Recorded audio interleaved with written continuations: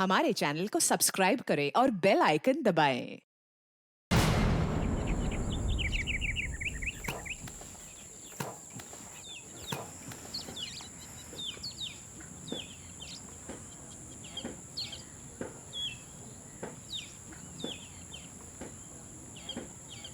बाबूजी। हाँ बेटा। राम कुमार कल रात से घर नहीं आए हैं। कहा? कल रात से घर नहीं आए? जी बाबूजी। कुछ बता के गया था कि कहीं जाने वाला है? नहीं बाबूजी, कुछ बताकर तो नहीं गए, पर कल रात खाने के बाद से बड़े ही परेशान थे। इतनी देर तक तो कभी घर से बाहर नहीं रहता है, जरा देखिए ना। अरे तुम लोग चिंता मत करो, जरूर किसी दोस्त के ही गया होगा, मैं देख के आता हूँ। ठीक है?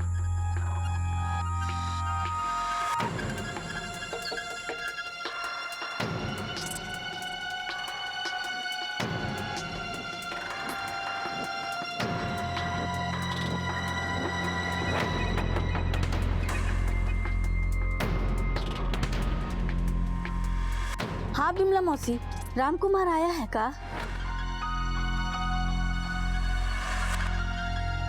चिंता मत करिए माँ जी, राम कुमार जल्दी आ जाएंगे।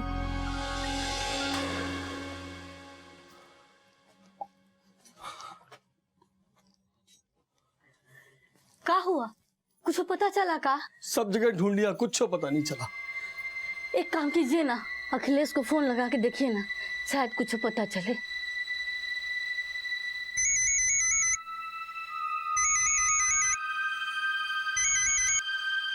हाँ बाबूजी। ये राम कुमार कल रात से घर नहीं लौटा है। हमका काम मालूम बाबूजी, 5 साल से हमरे उका कौनो बातचीत ना है। उका कुछ हुआ करे ना तो हमका फोन मत घुमावा करो। वो जिए चाहे मरे, हमरी बला से हम उकी कौनो खोज खबर नहीं रखते हैं। अब फोन रखो, बाद में बात करो। का बोला अखिलेश? उनको कुछ नहीं पता। एक काम करते हैं, हम पुलिस स्टेशन जाते हैं, पुलिस में रिपोर्ट लिखाते हैं।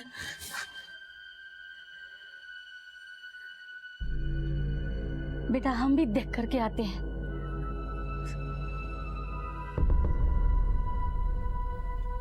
एक कत्ल और एक गुमशुदगी, क्या इन दोनों घटनाओं के तार एक दूसरे से जुड़े हुए थे? मरने वाला कौन था और मारने वाला कौन था? और इस सब में राम कुमार की क्या हिस्सेदारी थी? क्या कातिल राम कुमार ही था जो कत्ल करने के बाद भाग निकला? सवाल कई थे और जवाब एक भी नहीं। राम कुमार के माँ बाप ब्रिजेश्वर और सुमित्रा हर मुमकिन कोशिश कर चुके थे कि कहीं से उनके बेटे का पता चल जाए। साहब, मेरा बेटा कल रात से घर नहीं आया है। क्या नाम है आपके बेटे का? राम कुमार। उसने आपको बताया कि कहाँ जा रहा है, किससे मिलने जा रहा है? कुछ नहीं बताया साहब। उसके सारे दोस्त लोगों से पूछ लिया, आस पड़ोस में ढूंढ लिया। अच्छा, आपकी फैमिली में आपके अलावा और कौन कौन रहता है? हम हैं, हमारी पत्नी सुमित्रा और रेखा। और आप कौन? साहब, हमारा नाम संतोष है। हम ही रेखा को लेके आए थे चाचा के पास। हम लोग राम कुमार और रेखा की शादी के बारे में सोच रहे थे। आपका मतलब कि शादी से पहले ही आपकी होने वाली बहू आपके घर पे रहती थी? जी साहब। अभी कहाँ है रेखा? तो रेखा, तुम्हारी शादी की बातचीत चल रही थी राम कुमार से? जी साहब, हम दोनों एक दूसरे को बहुत ही पसंद करते हैं। तो तुम्हारे हिसाब से कहाँ गया होगा राम कुमार? वो तो हमको नहीं पता साहब, कल रात से वो बहुत ही परेशान लग रहे थे। क्यों, ऐसा क्या हो गया था?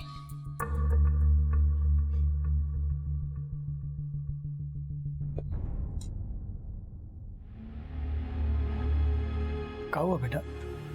खाना क्या नहीं खा रहा? देखो बेटा, जो हुआ उसे भूल जाओ। रेखा बहुत ही अच्छी लड़की है, इससे अच्छी बहू हमारे घर के लिए और कोई नहीं हो सकती है। शादी ब्याह करो और अपनी जिंदगी को आगे बढ़ाओ। ये जिंदगी है बाबूजी, कौन रिक्शा ठेला नहीं जो धक्का देके आगे बढ़ा दें। अभी हमें थोड़ा सा वक्त चाहिए। मने जाएंगे, नौकरी करेंगे, पैसा वैसा इकट्ठा करके फिर शादी ब्याह के बारे में सोचेंगे। अरे पगला गए हो क्या? फिर वहीं जाओगे? अरे एक बार तो जेल जाने से बच गए हो। अरे कल को कुछ ऊंचा नीचा होगा तो हम लोग क्या करेंगे? अरे सुनो ना बाबूजी, लाख करो चतराई कर्म का लेखा कहूँ ना जाए, और इस सब के डर से का हम अपनी जिंदगी खत्म कर लें। अरे जिंदगी खत्म करने के लिए कौन कह रहा है बेटा? अरे अपने खेत है, बैल है, जमीन है, यही कमाओ, यही खाओ। कम से कम चैन की नींद तो सो पाओगे। कितना सुख चैन सुकून है हमें सब पता है बाबूजी। आप अपनी सलाह अपने पास रखिए, हम देख लेंगे हमें क्या करना है। अरे राम, अरे बेटा सुन दो। सुनो तो। क्या हो गया लड़के को, कैसा बर्ताव कर रहा है?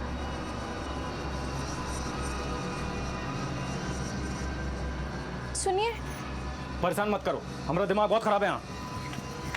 अरे सुनिए तो, अरे सुनिए तो। वही जो निकले अब तक नहीं आए। बहुत ही गुस्से में थे साहब। हमने सोचा कि हम एक बार पूछ लें, पर वो काहे ना साहब हमारी हिम्मत ही नहीं हुआ। मानेर की क्या कहानी है? ऐसा क्या हुआ था कि राम कुमार जेल जाते थे तो बचा? साहब मानेर में बस एक छोटा सा हादसा हो गया था। क्या हुआ था मानेर में?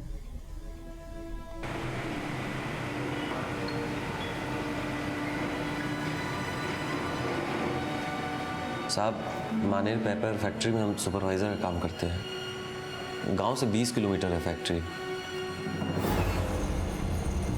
राम को काम की तलाश थी तो हमने उसको फैक्ट्री में काम दिलवा दिया था। एक दिन काम करते समय राम कुमार से मशीन का एक बटन गलती से दब गया साहब, जिसके कारण एकनाथ का एक हाथ जो है मशीन में फंस के कट गया।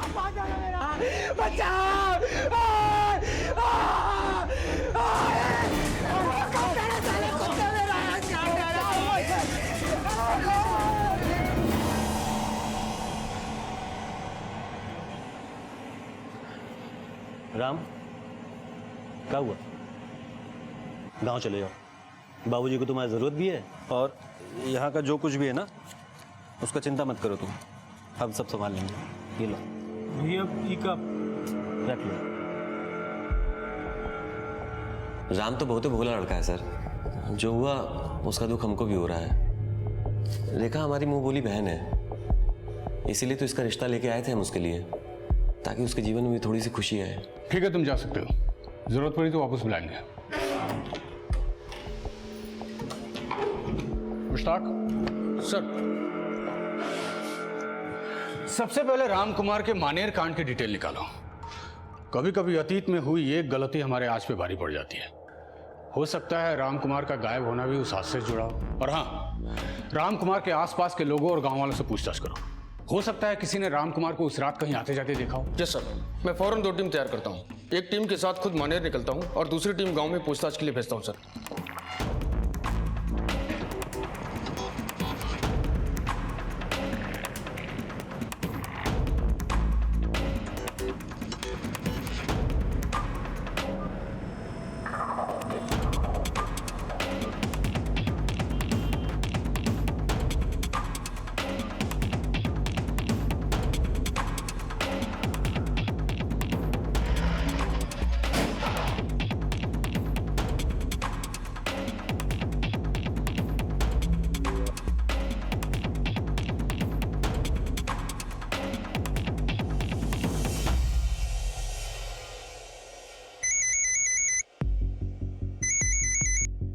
हाँ गुप्ता सर, घर के आसपास पूछताछ की पर ज्यादा कुछ खास पता नहीं चला, मगर हमें ये पता चला कि राम की अपने भाई से बनती नहीं थी।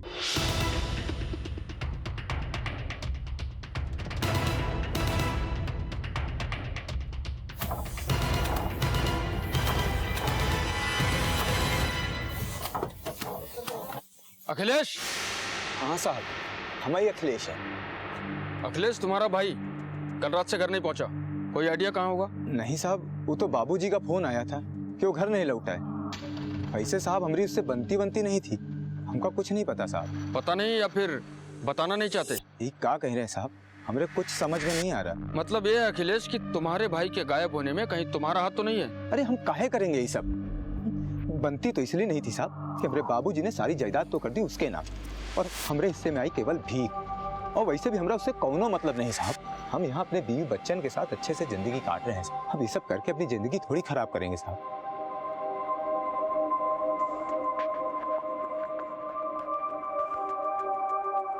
बेटा, तुमने जाना जरूरी है का? बाबूजी, हम जाना तो नहीं चाहते थे, पर चाचा वापस फैक्ट्री जाना बहुत ज़रूरी है, पर हमारा कोई काम हो या कोई सहायता चाहिए तो फ़ोन करिएगा। और चाचा, राम मिल जाएगा, एतबार रखिए। अच्छा, हम चलते हैं, प्रणाम।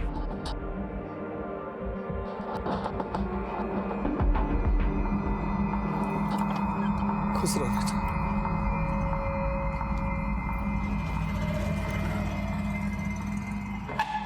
सर, मैंने मानेर में काफी पूछताछ की। रेखा के कई चाहने वाले निकले सर।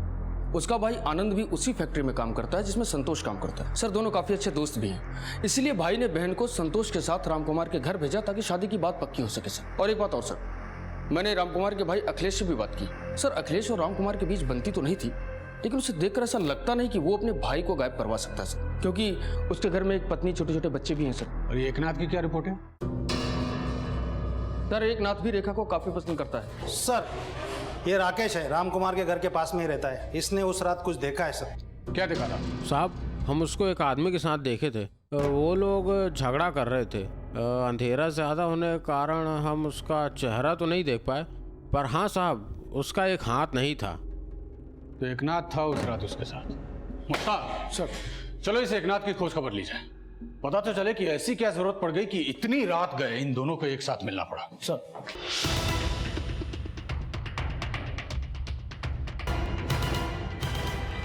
दरवाजा खोलो। अरे कहाँ पकड़ रहे साहब हमको? हम कहाँ किए हम? मैंने जितना पूछ रहा हूँ सच सच बोल। जिस रात रामकुमार गायब हुआ तो उसके साथ था। माजरा क्या है? ये महज इत्तेफाक है या तेरी कोई प्लानिंग थी? हम कोनो प्लानिंग नहीं किए हैं साहब। हम काहे करेंगे कोनो प्लानिंग? बस बात यह है कि हम रेखा को बहुत पसंद करते हैं साहब, और वो भी हमको बहुत पसंद करती है। बस यही समझाए को गए थे हम रामकुमार को, ताकि वो पीछे हट जाए और 3 जिंदगी बर्बाद होने से बच जाए। क्या बात कर रहे हो एकनाथ? पगला गए हो का? पगला नहीं गए, सच बता रहे हैं, सच। और ये बात कान खोल के सुन लो, ये शादी से कोनो का भला नहीं होगा, और रेखा भी हमको पसंद करती है। हाँ, जैसे तुम कह दी और हम मान लिए। बस इतना ही बात था साहब। हम भला उनको काहे कुछ करेंगे। मुश्ताक सर, रेखा का कहना है कि रामकुमार और वो एक दूसरे को प्यार करते थे, और यहाँ एकांत कह रहा है कि वो और रेखा एक दूसरे को पसंद करते थे। कहीं ये सारा कुछ रेखा की वजह से तो नहीं हो रहा है? सर, रेखा के भाई आनंद तिवारी से बातचीत करते हैं, वो इन सबको जरूर जानता होगा, और एक भाई होने के नाते उसे जरूर पता होगा कि रेखा के आगे पीछे कौन कौन था और किस वजह से था, और रेखा किसे पसंद करती थी। तनिक मुस्कुराइए ना। काहे मुस्कुराए? अरे मुस्कुराती तो बहुत अच्छी लगती है। पर काहे मुस्कुराए? कोई वजह भी तो होनी चाहिए। अरे हम तुम्हारे सरप्राइज लेके आए हैं। सरप्राइज? दिखाइए तो। अरे ऐसे कैसे दिखा दो? पहले मुस्कुराइए तो सही। फिर दिखाओगे? हाँ तो ठीक है। आय हाय, कहाँ मुस्कुराती हो? कहाँ गया? ये देखो नया फोन। दिखाओ तो। अरे रुकिए तो एक फोटो खींचते हैं, ठीक है? कैसे लग रहे हैं हम? अरे बहुत खूबसूरत लगते हैं। अब दिखा भी दीजिए। हम दिखाते हैं ना आपको। अरे कुछ करने को दीजिए ना। अरे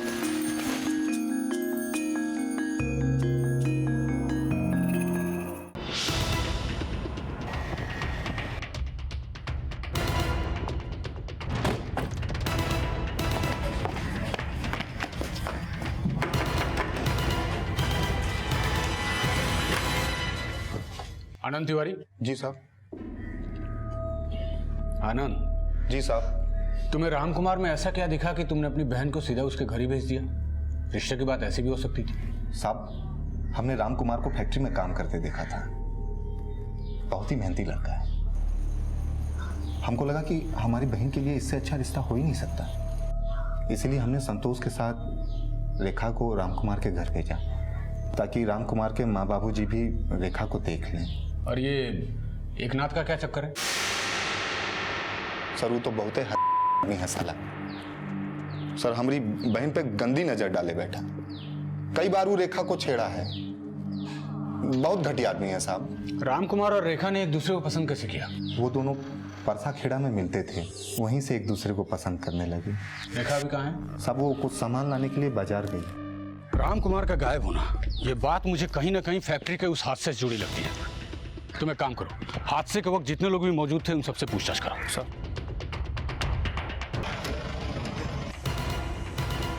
आप हैं मैनेजर? हाँ जी, मैं हूँ मैनेजर। हम उस मशीन को देखना चाहते हैं जिससे एकनाथ का हाथ कटा था। जी सर, आइए मैं दिखाता हूँ।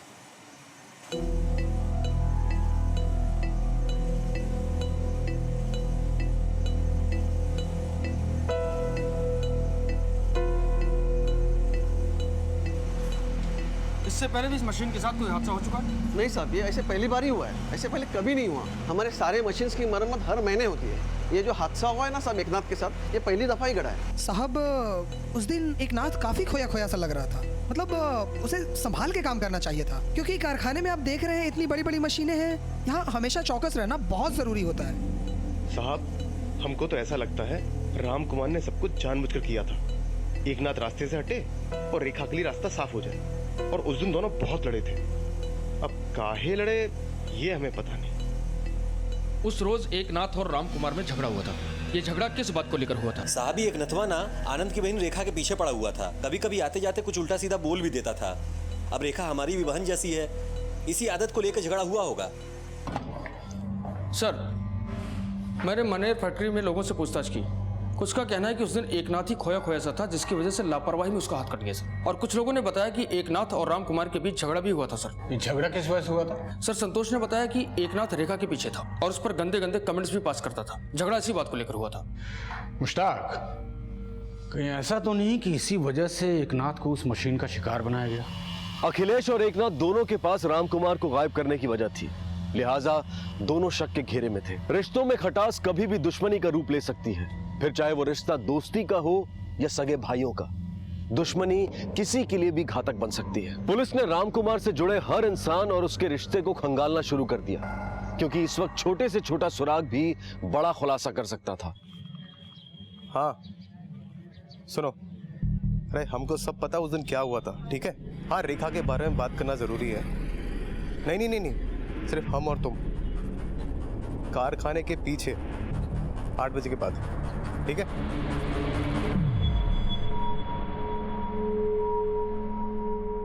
हेलो,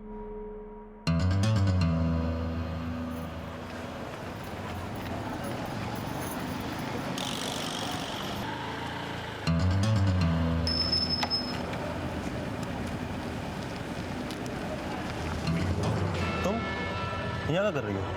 कुछ नहीं, बस थोड़ा टहलने निकल गए थे। इतनी रात को किसी को बुलाई तो नहीं हो यहाँ? नहीं, हम किसे बुलाएंगे? आओ बैठो, छोड़ देते हैं।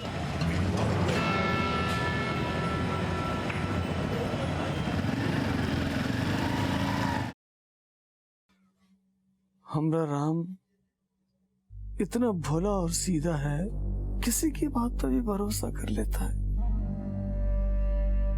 फिर यही सोच के तो हमने अपनी आधी से ज्यादा जायदाद उसके नाम कर दी थी, ताकि उसका भविष्य सुरक्षित हो जाए। अखिलेश को तो हम जानते हैं, होशियार है, अपनी जिंदगी संवार लेगा। पर हमें क्या पता था कि जायदाद के चक्कर में दोनों भाई एक दूसरे के इतने बड़े दुश्मन बन जाएंगे। काश दोनों भाई साथ होते।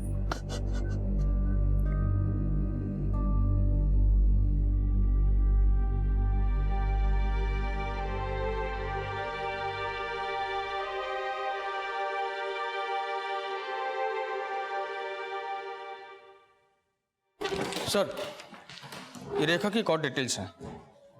इसमें उन तमाम लोगों के नंबर्स हैं जिनसे वो फोन पर बात करती थी या जिनके कॉल उससे आते थे।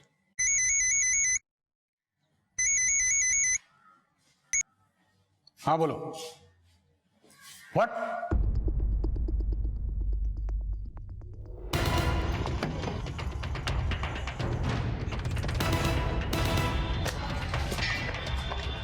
हटो साइड।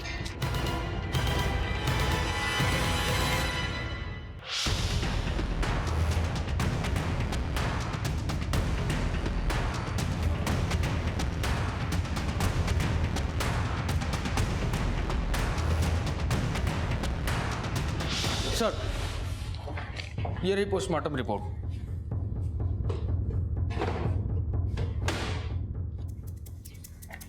सर, रिपोर्ट के मुताबिक ड्रग्स के हैवी डोज की वजह से ही नमन मिश्रा की मौत हुई थी।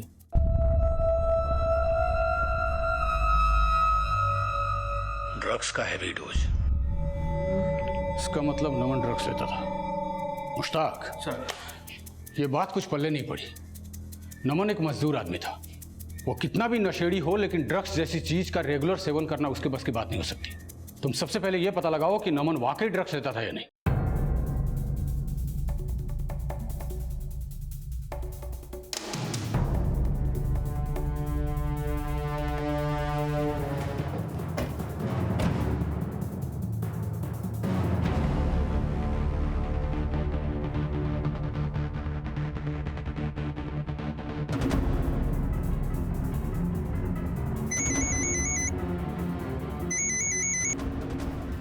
हाँ मुश्ताक सर, नमन के दोस्तों और उसके परिवार वालों से पूछताछ की, उससे ये पता चला कि वो एक नंबर का नशेड़ी था। शराब तो लगभग वो रोज ही पीता था सर। हाँ मगर ड्रग्स, वो भी इतनी मात्रा में? देखो मुश्ताक, ड्रग्स के लाइट डोज से आदमी बेहोश हो जाता है, तो नमन इतने हैवी मात्रा में ड्रग्स का डोज कैसे ले सकता है?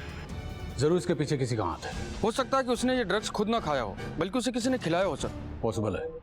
रेखा से जुड़े अब तक 3 नाम सामने आ चुके थे, रामकुमार, एकनाथ और नमन।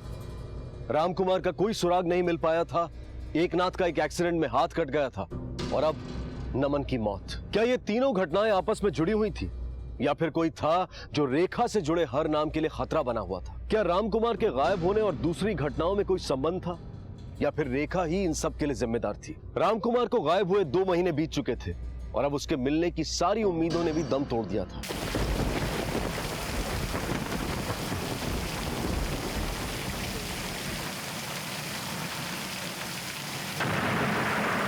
कितना पानी भर गया।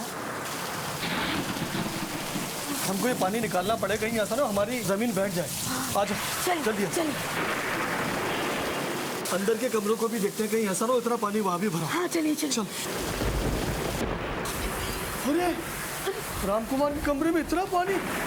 सुमित्रा, पानी जल्दी से निकालना पड़ेगा। अरे बाप रे। सुमित्रा,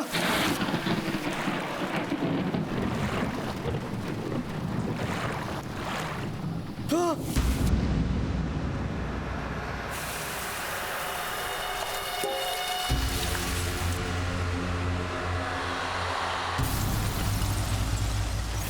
ये तो राम को खड़ा है। राम?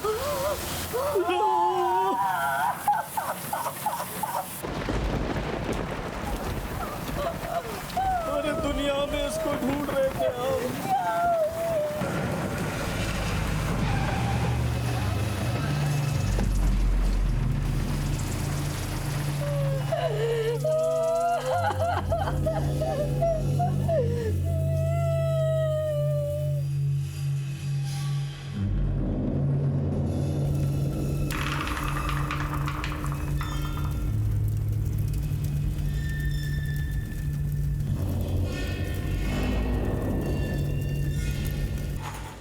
ये एकनाथ का काम नहीं हो सकता। एक हाथ से लाश को वहां तक ले जाना और फिर कब्र खोद कर दफनाना, नॉट पॉसिबल। मुश्ताक, क्या पॉसिबल है कि राम कुमार की लाश उसी के घर में गड़ी हो? इतना सब कुछ हो गया और बाप को खबर तक नहीं। सर हो सकता है कि सच में उसे पता ना हो, क्योंकि अगर वो इन सब के पीछे होता तो बारिश के बाद भी लाश के बारे में किसी को पता नहीं चलने देता सर। वो तो ठीक है मुश्ताक, लेकिन हमें अपनी तरफ से एक बार ब्रजेश्वर को टटोलना चाहिए। हो सकता है हमारा अंधेरे में चलाया हुआ तीर सही निशाने पर लग जाए। सर अरे इससे ज्यादा एक बाप का दुर्भाग्य और क्या हो सकता है साहब, कि उसका जवान बेटा उसके ही घर में दफन रहे और उसका एक बूढ़ा बाप उसकी कब्र पर 2 महीने तक सोता रहे और उसे पता तक नहीं चला। संभालिए अपने आप को, खूनी जो भी है जल्दी पुलिस की गिरफ्त में होगा। सर ये राकेश है, अखिलेश का पड़ोसी। राम कुमार के बारे में कुछ है जो ये हमें बताना चाहता है। हाँ बोलो। अखिलेश के बाबूजी अखिलेश के यहाँ बहुत दिन बाद दिखे, इसलिए हमारा ध्यान उन पे गया। अखिलेश, अखिलेश। प्रणाम बाबूजी। खुश रहो।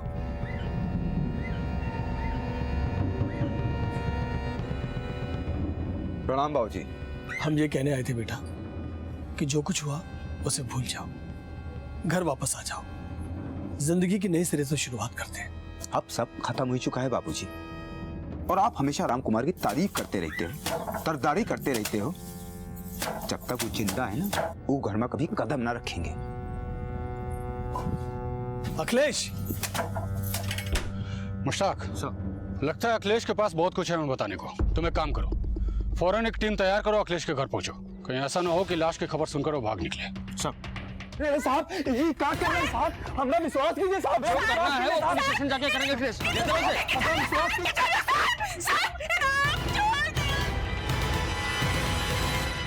तो बात अब साफ साफ कर लेते हैं, और ध्यान रहे कि दोनों सच ही बोलेंगे। अखिलेश, क्या तुम्हारे पिता कभी तुम्हारे घर आए थे? हाँ साहब।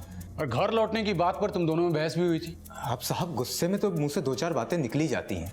बात यह है साहब कि हम राम से चिढ़ते बहुत थे, कहे कि बाबूजी ने सारी जायदाद तो उनके नाम कर दी, जी का वो बर्बाद कर देता। और हमका का दिया? कछु नहीं, बस साहब यह खातिर हम गुस्से में घर छोड़कर बाहर चले गए। तू चाहे कितनी भी दलील दे ले, लेकिन तुझे देखकर लगता नहीं है कि तू कोई दूध का धुला हुआ है। और ब्रिजेश्वर जी, आप कहीं ऐसा तो नहीं कि एक बेटा तो खो ही दिया है तो कम से कम दूसरे को बचा लो। हमारे बेटे आपस में झगड़ा भले ही कर सकते हैं, पर हम इतना जानते हैं कि वो किसी का खून नहीं बहा सकते। आपका ये बेटा क्या कर सकता है ये तो आप अच्छी तरह जानते हैं, लेकिन मैं क्या कर सकता हूँ ये आप नहीं जानते। इसलिए दिमाग की नसों पर जोर दीजिए और सोचिए कि क्या किया, किसने किया और क्यों किया। सर, पोस्टमार्टम रिपोर्ट के मुताबिक राम कुमार की हत्या हुई थी। किसी ने उसे गला घोटकर मार दिया और फिर लाश को दफना दिया। बॉडी जल्दी सड़ने लगी क्योंकि कातिल ने लाश के साथ नमक का भी इस्तेमाल किया था सर। और सर, नमक का इस्तेमाल इसलिए भी किया गया ताकि बदबू को दबाया जा सके। मुझे अभी भी समझ में नहीं आ रहा है कि कोई घर के अंदर कब्र खोद के बॉडी दफना के चला गया और बाप को खबर तक नहीं हुई। मुझे लगता है सबके पीछे अखिलेश का हाथ है और बाप अब अपने इकलौते बेटे को बचाना चाहता है। या ये भी हो सकता है कि राम की मौत की वजह रेखा बनी हो। आखिर उसके भी फैक्ट्री में चाहने वाले बहुत थे। हो सकता है उनमें से कोई आया हो और ये सब करके चला गया हो। मुश्ताक सर, मुझे लगता है कि हमारे हर सवाल का जवाब सिर्फ और सिर्फ रेखा है। क्या वाकई में रामकुमार के पिता इस बात से अनजान थे कि उनके बेटे की लाश उनके घर में दफन थी, या फिर वो अपने दूसरे बेटे अखिलेश को बचाने की कोशिश कर रहे थे? क्या अखिलेश ने ही अपने भाई रामकुमार की हत्या की थी? वैसे अखिलेश के अलावा पुलिस की शक की सुई कहीं ना कहीं रेखा पर भी थी।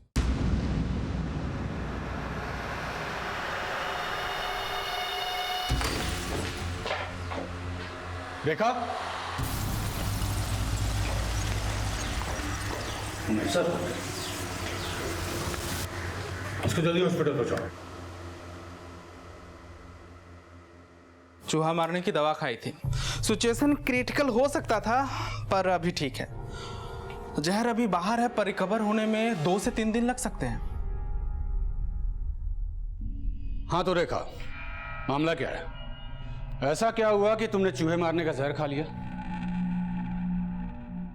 साहब, आज तक हमने जिससे भी प्यार किया वो सब हमको छोड़कर चले गए और इस बार भी ऐसा ही हुआ साहब। इसलिए हमने सोच लिया कि अब हम नहीं रहेंगे। मैं तुम्हारा दुख समझ सकता हूं, सुनकर बड़ा अफसोस भी हुआ। लेकिन वो क्या है ना, मेरी भी एक परेशानी है जिसे सुनकर तुम्हें भी बड़ी तकलीफ पहुंचेगी। हमने तुम्हारा कॉल रिकॉर्ड चेक किया और हमें यह पता लगा कि जिस रात नमन का खून हुआ उस रात तुम भी वहीं थी। और हम उस फैक्ट्री के मजदूर नहीं हैं जिसे तुम घुमाओ और हम घूम जाएं। अब तुम्हारी भलाई इसी में है कि सारा सच खुद अपने मुंह से कबूलो। नहीं तो अगर हम घुमाने पे आ गए ना तो ऐसा घुमाएंगे कि तुम्हारी पूरी जिंदगी घूम जाएगी। चलो बोलो बोलो। साहब, हम तो नमन के साथ रहना चाहते थे। हमने तो इतना भी सोच लिया था कि हम उनके साथ भाग जाएंगे। साहब, नमन ने हमसे वादा किया था कि वो हमें कभी किसी चीज की कमी महसूस नहीं होने देंगे।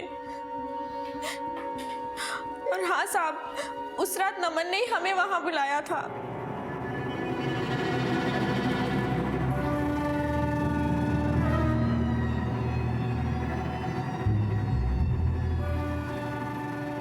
अरे हम तुम्हारे साथ है ना, काहे चिंता करती हो? अरे हम तुम्हारा ख्याल रखेंगे। अब तो कम ख्याल रखेंगे क्या तुम्हारा? हाँ? अरे पकड़ो ना। हमें पता है कि आप हमारा हमेशा ख्याल रखेंगे। फिर हम उसके बाद वहां से अकेले निकल गए। उसके बाद साहब नमन से कौन मिला, वो कहाँ गया, हमें कुछ नहीं पता साहब। उस रात इतना कुछ हुआ। आपके बेटे को किसी ने मारा, आपके घर में उसकी कब्र खोदी, उसे दफना दिया और वहां से चले भी गए। ये सब करने में अच्छा खासा वक्त लगा होगा ब्रिजेश्वर जी, और आपने कुछ भी नहीं सुना। क्यों? साहब, मैं और मेरी पत्नी उस रात भी हर रोज की तरह खाना खा के अपने कमरे में सोने चले गए। हमने कोई आवाज नहीं सुनी साहब। साहब, हमारे घर में आने के 2 रास्ते हैं, एक तो आगे का दरवाजा और एक पीछे का दरवाजा जो खेतों की ओर खुलता है साहब। वो लोग जरूर पीछे के दरवाजे से आए होंगे साहब। और साहब, रामकुमार का कमरा भी घर की दूसरी तरफ है। अगर उस कमरे में कुछ हो भी रहा होगा तो हमें उसकी आवाज नहीं आएगी। ये सब में अखिलेश नहीं हो सकता साहब। वो गुस्सा जरूर करता है बकबक करता है, पर वो ये सब नहीं करेगा साहब। तो फिर और कौन कर सकता है? कौन कौन लोग आते थे आपके घर पे? बहुत ही लोग आते हैं अपने घर पे तो। रेखा, संतोष, उसकी पत्नी। सर, हमने अब तक संतोष और नमन के घर वालों से बात नहीं किया है। संतोष की बीवी भी राम कुमार के घर अक्सर आया करती थी। हो सकता है उसने कभी कुछ देखा हो।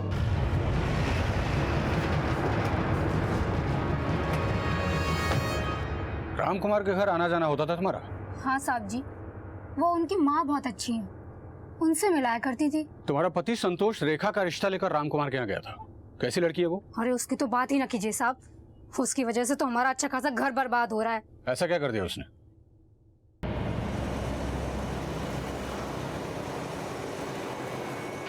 चल संतोष। साहब क्या हुआ? तेरे लिए जेल में एक नया काम ढूंढना है, चक्की पीसने का। अरे अरे हम क्या किए? अरे अरे साहब बोला मत। हमें सब सच पता चल चुका है कि राम कुमार और नमन को तू नहीं मारा है। क्या बोल रहे? हम काहे मारने लगे राम कुमार को? तेरी बीवी ने सारा सच उगल दिया है और तेरे सारे काले कच्चे चिट्टे खुल चुके हैं। रेखा कुछ दिन तेरे घर पे भी रही थी, राइट? और तुम दोनों के बीच कुछ चल भी रहा था। और नमन की बीवी ने हमें बताया कि नमन को कोई 5 लाख रुपए देने वाला था और वो शहर से बाहर भी जाने वाला था। तब तेरे हमने कॉल रिकॉर्ड चेक किए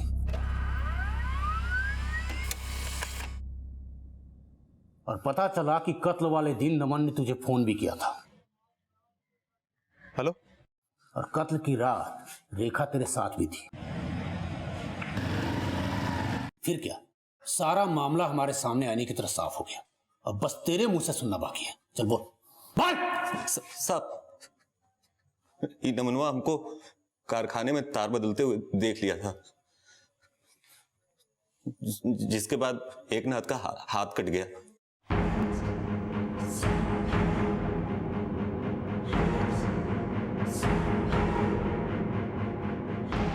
हमको जो करना था हम तो कर गए, लेकिन नमनवा को हम पे शक हो गया था।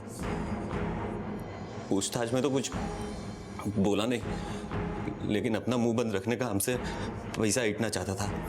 हम भी उसको पैसा का लालच देती, वो हमारे जाल में फंस गया।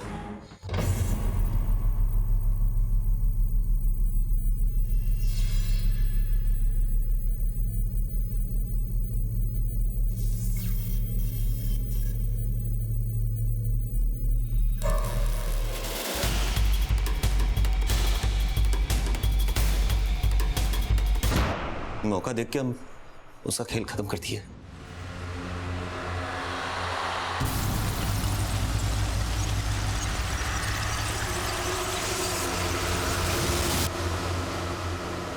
हमको रेखा के पास कोई अच्छा नहीं लगता था।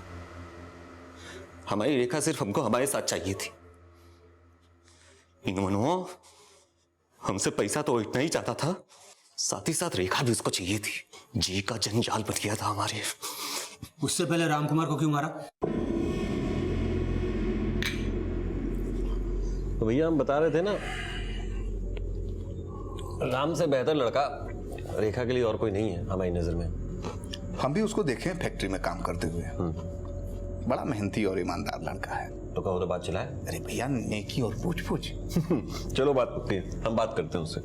हम रेखा को राम कुमार के यहाँ छोड़ाए। हमको लगा कि रेखा राम कुमार के यहाँ रहेगी तो किसी को शक भी नहीं होगा और हम लोग मिलते जुलते रहेंगे।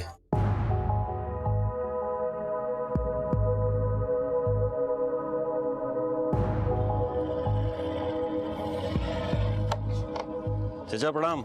ले आए तुम्हारी बहुरिया। कैसी है चाची? अपनी बहुरिया को देख लो भैया, शिकायत ना करना फिर। अरे मेरा राम, बस बैठा रहोगे? उठो तो देखो, ले आए। कैसी है? पसंद आई? पर 3 दिन में ही हमको उसकी याद सताने लगी।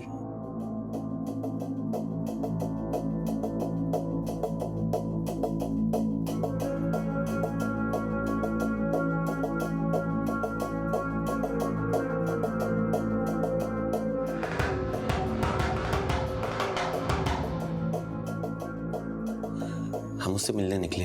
हमको ये बात शुरू से अच्छी नहीं लग रही थी। बर्दाश्त के बाहर था हमरे कि राम कुमार भी रेखा के साथ वही सब काम करे। हम एक रात उन दोनों को देखे भी।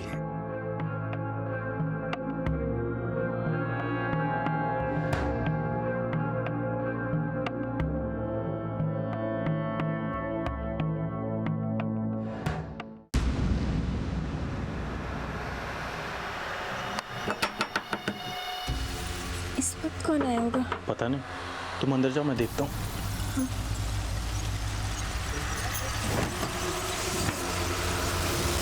अरे संतोष, इतनी रात के? हाँ यार, क्या बात है? मन नहीं लग रहा था ना, तो सोचा तुम्हारे साथ दो पैकिंग मार लें। अरे आओ। अरे रेखा, देखो तुम्हारे भाई आए हैं।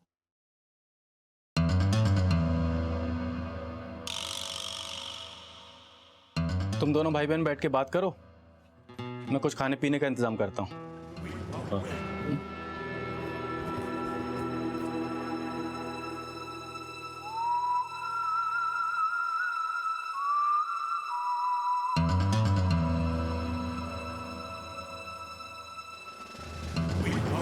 हाँ भाई संतोष,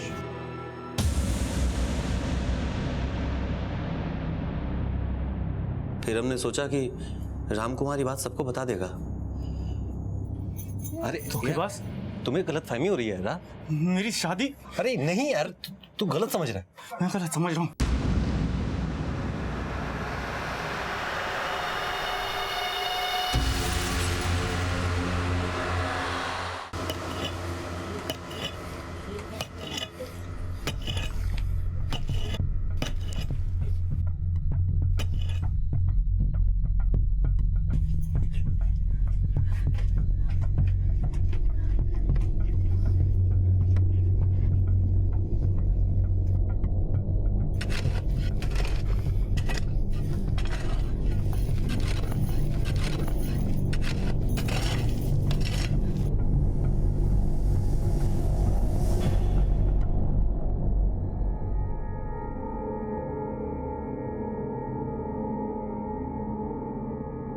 फिर अगली सुबह ब्रिजेश्वर चाचा घर आए और हमसे कहने लगे कि रात से राम कुमार घर नहीं लौटा। यही वो मौका था साहब जब हम ब्रिजेश्वर चाचा के साथ खुले थे, और इससे किसी को हम पे शक भी नहीं होता। लाश में से बदबू ना आए और जल्दी से सड़ जाए, इसके लिए हमने कवर फिर से खो दी।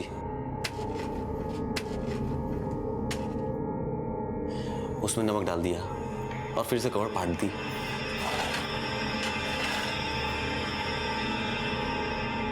उसके बाद हमने और रेखा ने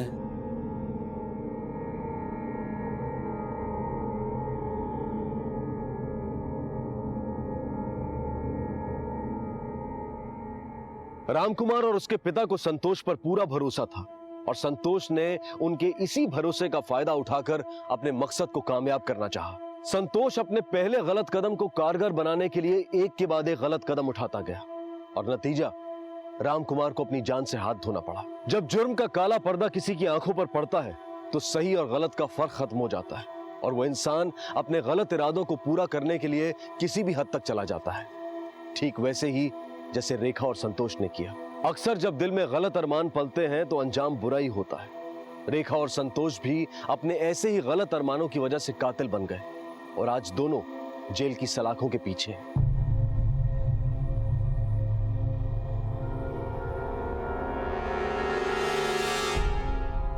किसी पर भरोसा करना गलत नहीं है, लेकिन आंख बंद करके भरोसा करना बिल्कुल गलत है। हमारे लिए जानना और समझना बेहद जरूरी है कि सामने वाले पर विश्वास किया जा सकता है या नहीं। आपसे फिर मुलाकात होगी अगले एपिसोड में एक और चौंका देने वाले केस के साथ। तब तक अपना और अपने परिवार का ख्याल रखें और देखते रहें क्राइम पेट्रोल डायल 100। सबक एक को सीख हम सबको। जय Hind. For more updates, subscribe to our channel, click the show links and enjoy watching the videos.